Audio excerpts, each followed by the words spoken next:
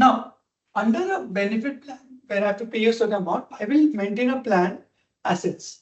I will maintain assets which will be sufficient enough to pay your obligations, right?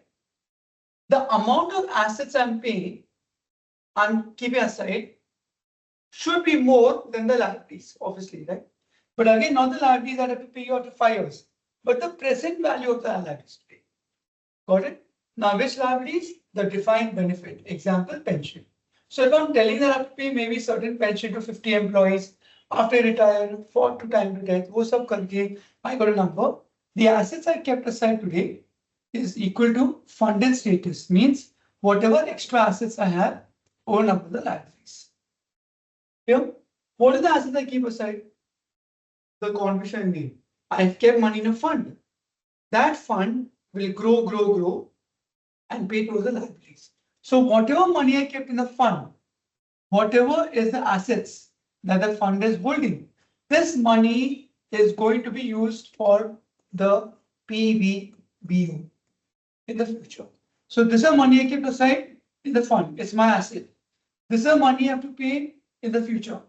This money I'll pay based on what is salary that will accrue. When do you withdraw? When will he, how long will he live till? What is the time he retire? What is the discounting rate? Because don't forget, the fund that you kept aside will also grow. Correct?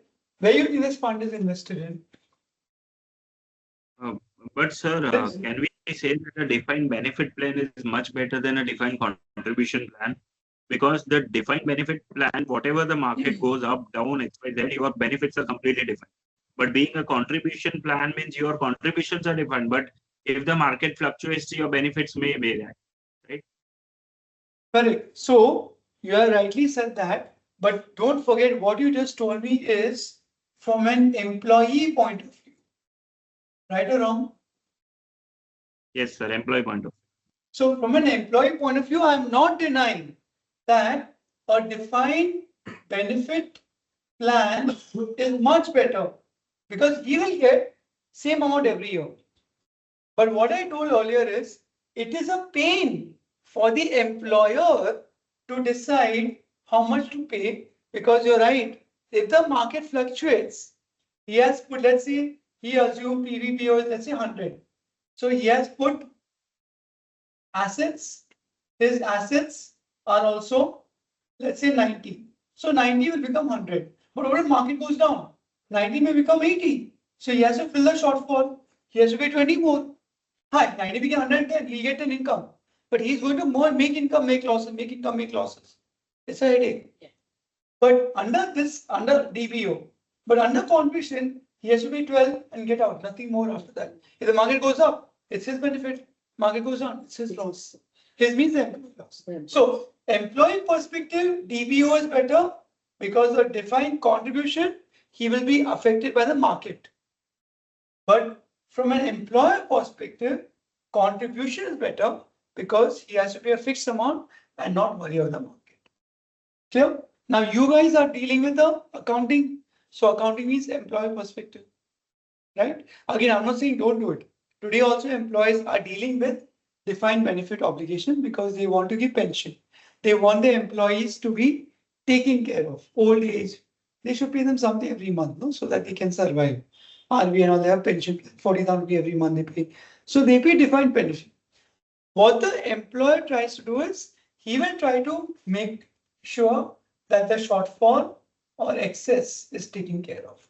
The moment that person is expired, maybe nothing to pay further. But they have to assume, no, that he will live till 90. They can't say, oh, he'll live till 80. And after 80, what will have? Nothing. They have to make sure they provide. First, you can't expect him to die, but you should take an average life, right? So that's also an assumption, right? Maybe he outlives, maybe he lives till before, you never know. So this is why this becomes a pain from an accounting point of view, because there are lots of estimates they have to make to account the amount correctly. Tomorrow, the assets should not be less than liability. So this funded status should always be positive. Obviously, if it's negative, there's no payment to make towards the obligation. Are we clear? So how to arrive at the present value? Simple. Get the future payments, discount of today's value. And every year the payments will increase. Clear? So to curb down the defined benefit problem, Yeah. UK government came up with a plan of lifetime allowance, stating that we will pay you this much complete corpus at this moment, and you leave it. Means the current lifetime allowance is 12.5 million pounds. Correct. So that is how they work it. Means at the age of 65, suppose if you retire and you have a defined benefit plan going on, and every month they need to pay until you die, rather than they give a complete corpus, 1.25 million. I'm sorry, not 12. This is the lifetime allowance you can take tax free. Okay. Yeah, that is how they curbed the defined benefit. So you pay is cut. So is here the?